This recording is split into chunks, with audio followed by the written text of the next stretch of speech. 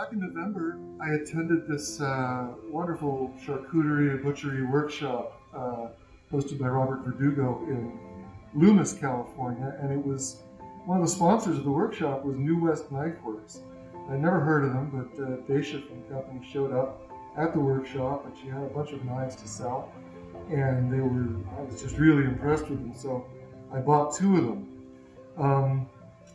Then in August, on August 20th, our house burned up in the CZU complex lightning fires, and the whole place was gone. So a couple weeks later, I went up to poke around in the ashes, and I had a really beautiful kitchen. We renovated a few years ago, and it was just gorgeous. All my gear, I finally had some gear I really loved, and especially those 2 knives from West KnifeWorks were just my prize knives. And I was amazed when I actually found them, and the handles are even still kind of intact. None of my other knives still have handles.